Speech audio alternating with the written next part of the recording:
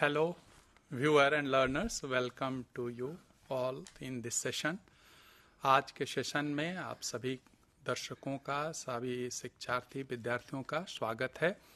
आज के सेशन में मैं प्रोफेसर आर.एस.पी. सिंह और मेरे साथ मेरी कुलीग मिसेज आशा यादव, हेलो, दोनों लोग हम लोग आज के सेशन में MEER प्रोग्राम, जो कि स्कूल ऑफ व्यावसायिक शिक्षा विद्यापीठ द्वारा ऑफर किया जाता है, के second course MEER 002 fundamentals of entrepreneurship के बारे में चर्चा करेंगे।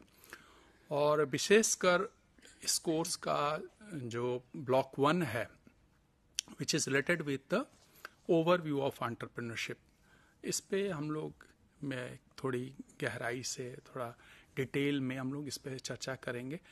तो चर्चा करने से पहले let me tell you all the learners of this program that you must have got the teaching learning materials. If not, please download those materials from the available on the eGyan course, as well as in due course of time you will get this material, the print form also, at your address which you have mentioned at the time of admissions. So nothing to worry. Those who are not getting the print material, you can also download from eGyan course, MEER 1, and some selected courses are there in the soft copy. And also very soon we will be sharing you the program guide and the soft versions of the course material also. So basically in this course that about the fundamentals of entrepreneurship, that its course program name itself is the MA Entrepreneurship.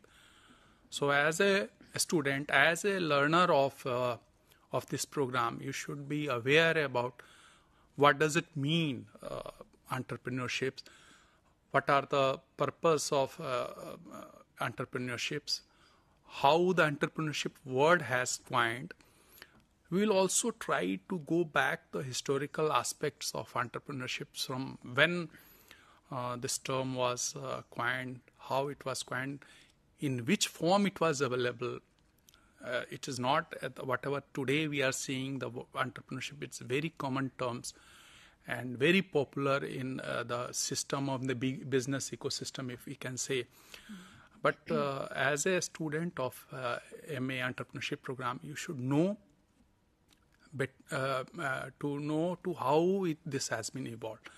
So without taking much time, I will request Asha to just go the historical background कि कैसे entrepreneurships किस form में था, कैसे evolve हुआ आज के present context में जो entrepreneurships है. Before that, how was it, particularly in context of India? Actually entrepreneurship का इवोल्यूशन जानने से पहले हम ये देखेंगे कि एंटरप्रेन्योरशिप में जो कॉन्सेप्ट है एंटरप्रेन्योर का या एंटरप्राइजेस का, वो क्या है. तो एंटरप्रेन्योर जो है एक आपको आयरिश क्रिटिक थे, और वो प्ले राइटर भी थे और पॉलिटिकल एक्टिविस्ट थे, जॉर्ज बर्नार्ड शॉ. हम लोग सबने उनका नाम सुना हुआ है. तो उन्होंने कहा कि बेसिकली जो होता क्या है कि पीपल्स जो लोगों की जो होती हैं वो 3 कैटेगरीज होती हैं. एक कैटेगरी वो होती है जिसमें वो लोग आते हैं जो कि जिनके अपने नोवेल आइडियाज़ होते हैं, और वो अपने नोवेल आइडियाज़ को क्या कहते हैं अपने और उसको गोल में कन्वर्ट करके उसे अचीव करते हैं ग्राउंड लेवल पे. दूसरी कैटेगरीज में वो लोग आते हैं जो दूसरों को काम करता हुआ देखते हैं, those who watch things happen. और तीसरी कैटेगरी में वो लोग आते हैं जो दूसरों के काम में हेल्प नहीं करते हैं, लेकिन गॉसिपिंग करते हैं. हाँ, तो क्या हुआ, काम हुआ कि नहीं हुआ, कैसा हुआ, ये सारी चीज़ें पूछते हैं. तो एंटरप्रेन्योर जो होते हैं बेसिकली वो फर्स्ट कैटेगरी में फॉल करते हैं. उनके अपने आइडियाज़ होते हैं और उन आइडियाज़ को इम्प्लीमेंट करने के लिए, गोल अचीव करने के लिए वो ग्राउंड लेवल पे काम करते हैं. तो एंटरप्रेन्योर का जो वर्ड है, जो कॉन्सेप्ट है, वो डिफरेंट सेंचुरीज में उसके मायने डिफरेंट रहे हैं. जैसे अगर हम 15th सेंचुरीज में देखेंगे तो 15 सेंचुरीज में एक आपको ट्रैवलर थे मार्को पोलो, इटालियन ट्रैवलर थे, और उन्होंने सिल्क रूट, जो कि बहुत फेमस रूट हुआ करता था, ट्रेड रूट हुआ करता था, चाइना से वो सेंट्रल एशिया की तरफ जाता था, तो उस रूट से उन्होंने ट्रैवल करके एशिया में ट्रैवल किया था। तो वो ट्रेड करना चाहते थे डिफरेंट कंट्रीज में, लेकिन उनके पास उतने पैसे नहीं थे। तो उनका जो वेंचर कैपिटलिस्ट थे या मनी लेंडर जो थे, उन्होंने उनसे कहा कि आप अगर मुझे कुछ पैसे देंगे ट्रेड करने के लिए, तो मैं डिफरेंट कंट्रीज में जाऊंगा, अपने प्रोडक्ट्स को सेल करूंगा, और जो भी मैं प्रॉफिट कमाऊंगा वो हम आपस में शेयर कर लेंगे। तो जो वेंचर कैपिटलिस्ट थे, मनी लेंडर जो थे, उन्होंने उन पर ट्रस्ट किया और उनको ट्रेड करने के लिए अलाउ किया, पैसे दे दिए। उसके बाद उनका वो पैसे लेके उन्होंने अपना सक्सेसफुली अपना बिजनेस ट्रिप कंप्लीट किया, और जो प्रॉफिट जनरेट हुआ वो जाके उन्होंने अपने मनी लेंडर के साथ शेयर कर लिया। तो इस कंडीशन में, यानी 15 सेंचुरी में एंटरप्रेन्योर का कॉन्सेप्ट, एंटरप्रेन्योर इनमें से कौन हुआ? जो मनी लेंडर था या वेंचर कैपिटलिस्ट, कि वो रिस्क लिया उन्होंने कि कभी सक्सेसफुल उनका ट्रेड हो भी सकता है, ये बिजनेस सक्सेसफुल नहीं भी हो सकता है मार्को पोलो का, लेकिन उन्होंने फिर भी रिस्क लिया। तो 15 सेंचुरी तक ये माना जाता था कि एंटरप्रेन्योर वो आदमी है जो कि रिस्क बियरर हो। तो ये कॉन्सेप्ट 15 सेंचुरी। फिर नेक्स्ट आया आपका 16th सेंचुरी में। 16th सेंचुरी में थोड़ा सा कॉन्सेप्ट एंटरप्रेन्योर का चेंज हुआ कि एंटरप्रेन्योर किसे कहेंगे। तो ये माना जाने लगा कि जो लोग बहुत बड़े बड़े प्रोजेक्ट्स पे काम करते हैं, लाइक पैलेसेस बनवाते हैं, मॉन्यूमेंट्स बनवाते हैं, फोर्ट्स पब्लिक कंस्ट्रक्शंस बड़े बड़े करते हैं, वो लोग एंटरप्रेन्योर कहलाएंगे। ये 16th सेंचुरी में एंटरप्रेन्योर का कॉन्सेप्ट आया। उसके बाद 17th सेंचुरी में क्या हुआ, ये कहा गया कि नहीं, जो गवर्नमेंट के साथ जो काम करें, गवर्नमेंट्स को गुड्स प्रोवाइड करें, सर्विसेज प्रोवाइड करें, वो एंटरप्रेन्योर कहलाएंगे। तो थोड़ा धीरे धीरे कॉन्सेप्ट एंटरप्रेन्योर का सेंचुरी वाइज चेंज होने लगा। फिर 18th सेंचुरी में एक फ्रेंच इकोनॉमिस्ट थे, रिचर्ड कैंटिलन। उन्होंने कहा कि जो फैक्टर सर्विसेज को सस्ते दामों पर खरीद ले और सेल फ्यूचर में उसको महंगे दामों पर, but its price and buying those are मतलब uncertainty, risk factor है। तो उसके बाद ये कहा कि वो जो फ्यूचर में वो गुड्स और सर्विसेज को महंगे दामों में बेचेंगे, वो एंटरप्रेन्योर कहलाएंगे। उसके बाद 19th सेंचुरी में फिर से ये कॉन्सेप्ट एंटरप्रेन्योर का चेंज हुआ, और ये माना जाने लगा कि entrepreneurs were not distinguished from managers. उनको मैनेजर से डिस्टिंग्विश नहीं किया जा सकता है। वो किसी प्रोजेक्ट को क्या कहते हैं, रिस्क लेते हैं, उस पर इनिशिएटिव्स लेते हैं, उसके बाद प्लान बनाते हैं, उसको ऑर्गेनाइज करते हैं, और फिर वो इंटरप्राइज को लीड करते हैं। तो इसलिए entrepreneurs can not be distinguished with the managers. ये कॉन्सेप्ट था 19th सेंचुरी में एंटरप्रेन्योर का। उसके बाद 20th सेंचुरी में एक रशियन थे, ड्यूइंग। उन्होंने इक्वेटेड किया, एंटरप्रेन्योर्स को इक्वेटेड किया बिजनेस प्रमोटर्स के साथ। उन्होंने कहा क्योंकि बिजनेस प्रमोटर जो होता है, जो मार्केटिंग कर रहा है आपके बिजनेस को और आपके बिजनेस को प्रॉफिटेबल बिजनेस में कन्वर्ट कर रहा है, तो वो एंटरप्रेन्योर है, वो इक्वेटेड किया जा सकता है आपको एंटरप्रेन्योर के लिए। इसके बाद 21st सेंचुरी में थोड़ा सा एंटरप्रेन्योर का कॉन्सेप्ट में थोड़ा सा और तब्दीली आई।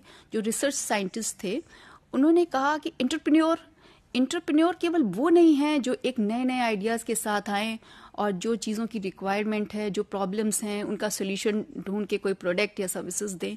एंटरप्रेन्योर वो भी हैं जो एग्जिस्टिंग सर्विसेज हैं, एग्जिस्टिंग गुड्स हैं, उसमें कुछ मॉडिफिकेशन कर लें, चेंजेस कर लें, ट्रांसफॉर्मेशन कर लें, कुछ उसमें मतलब वैल्यू ऐड करें, तो वो भी एंटरप्रेन्योर कहलाएंगे। तो आज अभी 21st सेंचुरी चल रही है और एंटरप्रेन्योर का यही कॉन्सेप्ट लिया जाता है, हाँ, प्रिवेल किया जाता है और ऐसे माना जाता है।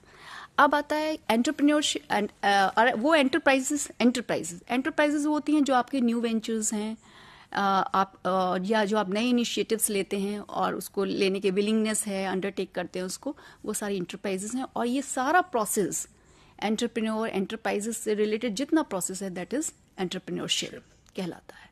अब इसकी हिस्ट्री पे आते हैं कि कि एंटरप्रेन्योरशिप की हिस्ट्री कितनी पुरानी है। तो नेचुरली है, जितना पुराना मैनकाइंड की हिस्ट्री है उतनी ही पुरानी एंटरप्रेन्योरशिप की हिस्ट्री है।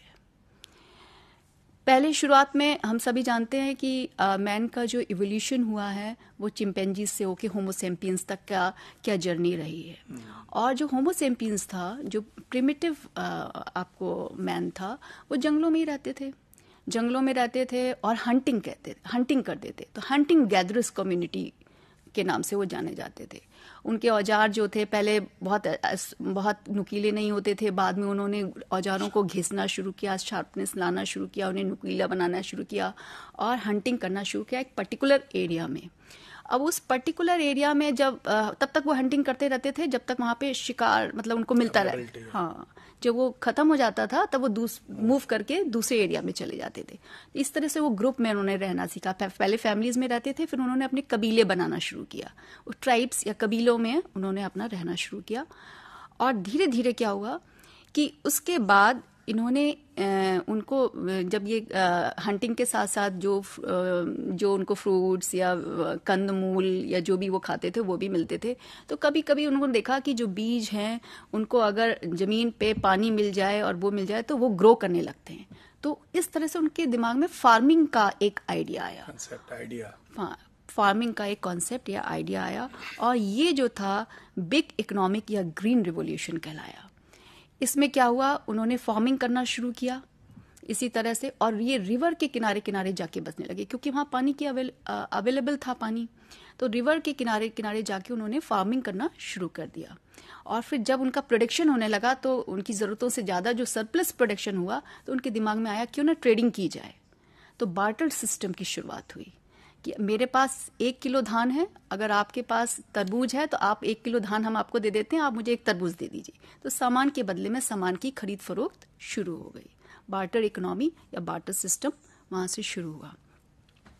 उसके बाद धीरे धीरे क्या हुआ कि हमने जेम्स वॉट का नाम सुना है जिसने स्टीम इंजन का। जब जेम्स वॉट ने स्टीम इंजन बनाया तब एक इंडस्ट्रियल रिवोल्यूशन पूरे अक्रॉस द वर्ल्ड शुरू हो गया। और उसमें फिर बहुत सारे इंडस्ट्रीज, माइनिंग से रिलेटेड, आपकी रेल रोड्स, आयरन फैक्ट्रीज, ये सारी चीज़ें शुरू हो गई। और उसके बाद हालांकि इसमें एक ड्रॉबैक ये भी था कि जो बड़ी बड़ी इंडस्ट्रीज तो ग्रो कर रही थी, लेकिन जो स्मॉल स्केल इंडस्ट्रीज जो थी विलेज लेवल पे वो थोड़ा उनका मतलब वो डिक्लाइन कर रही थी। लेकिन फिर बाद में कुछ ऐसे स्टेप्स लिए गए कि वो एम्प्लॉयमेंट देने में बहुत ज़्यादा सक्षम हैं, तो उनको भी उसी प्लेटफॉर्म पे लाया जाए। फिर ये इंडस्ट्रियल रिवोल्यूशन के बाद एक टेक्नोलॉजिकल रिवोल्यूशन आया जिसको हम कंप्यूटर रिवोल्यूशन भी कहते हैं। 1946 में सबसे पहला कंप्यूटर बना, उसके बाद कमर्शलाइज्ड कंप्यूटर बना। फिर 1981 में जो हम लोग पीसी यूज करते हैं, पर्सनल कंप्यूटर, वो हम घरों में आ गया। और उसके पर्सनल कंप्यूटर के बाद फिर धीरे धीरे क्या हुआ कि आपको वर्ल्ड वाइड .com रिवोल्यूशन आ गया। उसके बाद सर्च रिवोल्यूशन, हम गूगल पे जाते हैं, सर्च करते हैं, तो सर्च करके चीज़ों को हैंडल करते हैं, चीज़ों को अपनी इन्फॉर्मेशन लेते हैं, ट्रेड करते हैं। उसके बाद नेक्स्ट आज हम सभी जानते हैं कि सोशल मीडिया रिवोल्यूशन कितना ज़्यादा है। तो ये एक बेसिकली हंटर गैदरर से लेकर किस तरह से आज आर्टिफिशियल इंटेलिजेंस और मशीन लर्निंग तक हम पहुंचे हैं। तो ये एक बहुत ही मतलब रोचक जर्नी है और एक लंबा एक प्रोसेस रहा है, एक लंबा प्रोसेस रहा है। तो ये सारी चीजें तो हो गई कि हमारे वर्ल्ड लेवल पे क्या हुआ है। अब हम ये देखते हैं कि जब वर्ल्ड में ये सारी चीजें हो रही थी तो हमारे इंडिया में क्या हो रहा था, कैसे किस तरह से डेवलपमेंट ट्रेड का हो रहा था, एंटरप्रेन्योरशिप किस तरह से डेवलप कर रही थी। तो अगर हम देखते हैं आपके ऋग्वैदिक पीरियड में जाते हैं, एंशिएंट पीरियड में, जिसका टाइमिंग जो टाइम है वो 1500 बीसी से लेकर 1000 बीसी तक का माना जाता है। तो उसमें मेनली क्या होता था कि मेटल हैंडीक्राफ्ट वो लोग जानते थे, लेकिन मैन्युफैक्चरिंग इंटरप्राइजेज उतनी जो ग्रो नहीं कर रही थी due to lack of transportation, क्योंकि उनके पास उतना बढ़िया ट्रांसपोर्टेशन नहीं था। वो नदी के किनारे जो शहर होते थे जैसे बनारस हो गया, गया हो गया, अहमदाबाद हो गया, वहाँ पे कुछ पॉकेट तक ये सारी चीजें Or I think so. Before coming to metal productions, in the beginning era, I think so their business were very much confined to the agricultural produce and other things. Gradually they have moved to this thing. Yes, in the village economy. Village economy में economy उसमें artisans होते थे और artisans जो self sufficient होते थे, उनका कोई self reliant होते थे villages. जी, और artisans भी बहुत मतलब powerful होते थे, strength होते थे, उनका किसी से competition भी नहीं होता था. लेकिन धीरे धीरे ट्रेड्स की organizations बनने लगी, उनको गिल्ड कहा जाता था. तो गिल्ड ऑर्गेनाइजेशन डिफरेंट क्राफ्ट्स की डिफरेंट गिल्ड ऑर्गेनाइजेशंस होती थी. जैसे गिल्ड ऑफ पॉटर्स, कुम्हारों का, गिल्ड ऑफ क्या कहते हैं आपको, carpenters, guild of metal workers, इस तरह की गिल्ड्स बनने लगी. तो ये विलेज लेवल तक कंसाइन थी और जो आर्टिशंस थे उन्होंने भी इन गिल्ड्स को ज्वाइन करना शुरू कर दिया.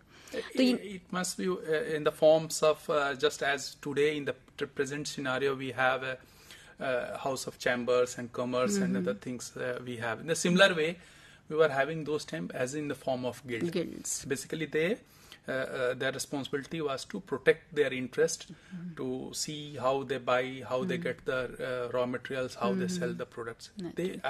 How to make the rules. So, guild was operated dominated by some particular caste or community. Caste का भी था और जो बिना कास्ट की भी बहुत सारी गिल्ड्स थी. दोनों टाइप्स की गिल्ड्स थी, जो family to family, generation to generation भी जा रही थी और कुछ न्यू गिल्ड्स भी बन रही थी. इस तरह का सिस्टम वहां पर ट्रेडिंग का चल रहा था उस टाइम में. उसके बाद लेटर वैदिक पीरियड आया 1000 बीसी से लेकर 500 बीसी तक, और इस पीरियड में ये सेम ट्रेड कंटिन्यू रहा, जैसे चल रहा था वैसा कंटिन्यू रहा. उसके बाद 500 बीसी में ओरिजिन ऑफ कॉइन्स होता है. पहले तो बार्टर सिस्टम, बार्टर इकोनॉमी चल रही थी और सामान के बदले में आप सामान ले रहे थे, उससे बाइंग एंड सेलिंग चल रही थी. लेकिन 500 बीसी से ओरिजिन ऑफ कॉइन्स हुआ और फिर आपको आप कॉइन्स दीजिए और उसके बदले में प्रोडक्ट लीजिए. इसके बाद मॉडर्न पीरियड में 300 बीसी के अराउंड आपको ट्रेड काफी डेवलप हुआ. और हमारा जो मॉडर्न डायनेस्टी थी उसका ट्रेड पर्शिया, जो अभी ईरान जिसको कहते हैं, उनके साथ बहुत अच्छे से अच्छा चलता था. And I think so they have developed or built a road construction sort of things which was helping them in their business activities and other things for moving that, because Silk Road was very famous trade route. पूरा China से लेकर कश्मीर से होते हुए पूरा आपको central Asia को cover करता था वो. उसके बाद मॉडर्न पीरियड के बाद आपको आया पोस्ट मॉडर्न पीरियड, जिसमें शक, कुषाण, इंडो ग्रीक उन्होंने एंट्री की और जो कॉइन्स थे वो गोल्ड के चलने लगे, गोल्ड कॉइन्स डेवलप किया. At the same time south में सातवाहन डायनेस्टी थी, उन्होंने भी गोल्ड कॉइन्स का चलन शुरू किया. उसके बाद 300 एडी तो इस तरह से चलता रहा ट्रेड. और इस तरह फिर 300 एडी में गुप्ता डायनेस्टी आई इंडिया में, और उस टाइम में थोड़ा वेस्टर्न पार्ट से जो बिजनेस था वो थोड़ा सा कम हुआ. हालांकि ईस्टर्न वर्ल्ड से उनका बिजनेस चलता रहा, वेस्टर्न वर्ल्ड से थोड़ा सा बिजनेस उनका कम हुआ. लेकिन 1000 एडी यानी 10th सेंचुरी में फिर से वो ट्रेड डेवलप हुआ. टर्क्स आए, ट्रेड बढ़ा सेंट्रल एशिया के साथ. उसके बाद मुगल्स आए. तो मुगल्स के टाइम में मेन एक चेंजेस क्या हुए कि जो चीजें विलेज में चल रही थी वो शिफ्ट होके टाउन्स में आने लगी. जो ट्रेड, जो गिल्ड्स, जो बिजनेस वहां चल रहा था वो धीरे धीरे शिफ्ट होके अर्बन की तरफ, शहरी क्षेत्रों में बढ़ा, ट्रेड्स वहां पे बढ़ा. उसके बाद हालांकि मुगल पीरियड में बहुत सारी चीजें आपको देखने को मिलेंगी. जैसे आप मुरादाबाद का ले ले, ब्रासवेयर इंडस्ट्री. तो मुरादाबाद शहर जो है वो शाहजहां का बेटा है, मुराद के नाम पे ही बसाया गया उसको. तो वहाँ की ब्रासवेयर इंडस्ट्री बहुत अच्छा इम्पोर्ट एक्सपोर्ट करती है. इसी तरह आप लखनऊ में अगर आप लेंगे तो चिकन का जो काम होता है नवाबों के टाइम में शुरू हुआ था, कपड़ों पे कढ़ाई. तो लखनऊ में अगर आप ऐसे जाएंगे तो आपको कोई इंडस्ट्री नहीं दिखेगी कि कहाँ चिकन का काम हो रहा है. एक सेल्फ हेल्प ग्रुप टाइप की महिलाएं किसी एक पर्टिकुलर प्लेस पे बैठती हैं और वो एम्ब्रॉयडरी करती हैं उसमें.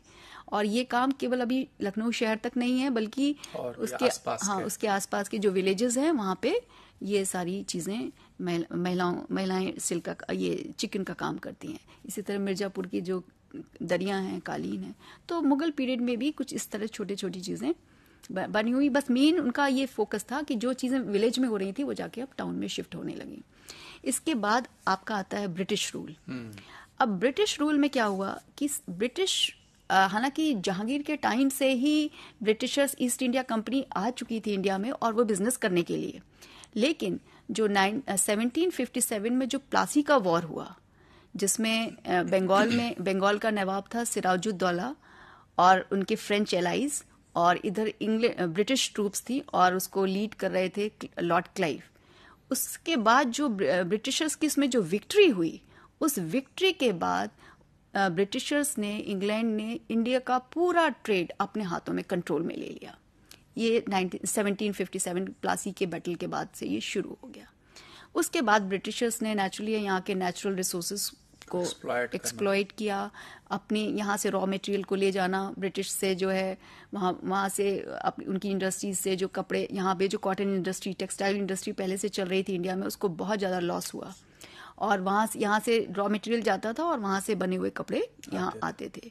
तो ब्रिटिशर्स ने अपने इंटरेस्ट को पूरी तरह से सेफ गार्ड किया। एक चीज और भी हमने देखा है कि during British rule what we were having before that कि हमारा सेल्फ सफिशिएंट, जो सेल्फ रिलायंट हमारे विलेज सिस्टम थे, इकोनॉमी वाइज, प्रोडक्शन वाइज, और वहां से जाते थे वापस में रूरल्स में भी इकोनॉमी इक्वली स्ट्रेंथन होती थी। ड्यूरिंग ब्रिटिश रूल हमें लगा कि जो फाइनल प्रोडक्ट्स होके जाते थे सिटी में, और उसके बदले में जो पैसे भी आते थे जो ग्रामीण लोगों के पास, जो प्रोड्यूसर्स के पास या मैन्युफैक्चरर्स के पास, वो पैसे भी फिर वापस in the form of tax और something like that, land revenue के फॉर्म में। ये मुगल पीरियड में भी यही हुआ था। तो इससे काफी इम्बैलेंस इकोनॉमी में, सोसाइटी में डिस्पैरिटी, एक्सप्लॉयटेशंस होने लगा, जो कि which was not very good sign for any business ecosystem.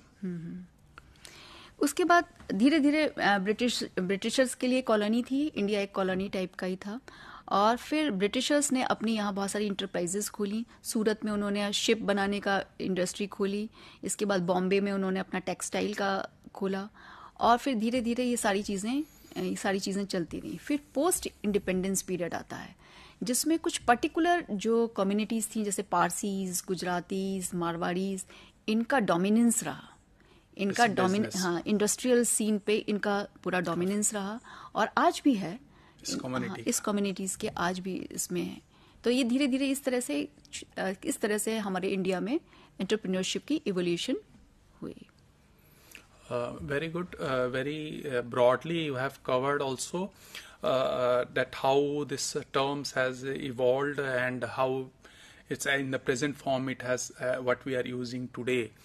And coming to this thing that entrepreneurships जो word है कैसे evolve हुआ, कैसे इस present form में है, और इससे रिलेटेड कुछ different theories is also there which also again it's describe the features of entrepreneurs. Like there are very famous theories of Sumter's theories are there, Webeck's theories are there, which they explain, Max Weber's basically they explain about the innovations. And it's a very important part, as if you see innovations play very important role any entrepreneurships में. जब तक आपके पास innovative idea ना हो, नहीं हो, तो that's and both this theorists believe in these things. And similarly David McClelland, जिसका आपने चर्चा भी किया था beginning में, basically this theory detailed about the जो entrepreneur होते हैं वो basically एक अचीवमेंट का उनमें एक ट्रेड्स होना चाहिए. And he was the person who believes that कि अचीवमेंट का जो फैक्टर्स है that draws for the any entrepreneur to develop the idea, to do some things. So this idea was very much accepted in those period. After that one person was there, John H Kunkel. He believe that behaviouristic theory पे believe करते थे कि जो entrepreneurship का concept है, जो कि it is not as a individual. Generally हम हर बात में, हर चीज में we always pressurise the people, we emphasise on that कि एटीट्यूडनल चेंज हो, ये होना चाहिए, वो होना चाहिए. इंस्टेड ऑफ दैट ये जो थियोरिस्ट थे, he was believing that instead of that the social structure, जो सोसाइटी सिस्टम है, सोशल स्ट्रक्चर है, that we need to change, क्योंकि behaviour is the response to stimuli. तो यदि हमारा stimuli is what, it's a society is the stimuli वही, तो क्यों नहीं हम स्ट्रक्चर, सोशल स्ट्रक्चर हम ऐसा बनाए जिससे कि इंडिविजुअल पे अफेक्ट करें rather than changing these things. So I think so. Likewise, we have tried to describe, were able to discuss in today's sessions how the concept of entrepreneurships and entrepreneur has evolved right from historical time till the present day. Very nicely it has been explained, and also we have touched upon the theory of entrepreneurships. आशा करते हैं कि हमारे learners और दर्शक आज के session से लाभान्वित हुए होंगे, और किन्हीं कारण से जो आपके प्रश्न रह गए हैं, नहीं पूछ सके हैं, आप हमें जरूर एड्रेस कीजिए हमारे दिए गए ईमेल आईडीज पे। Thank you for joining us. Thank you.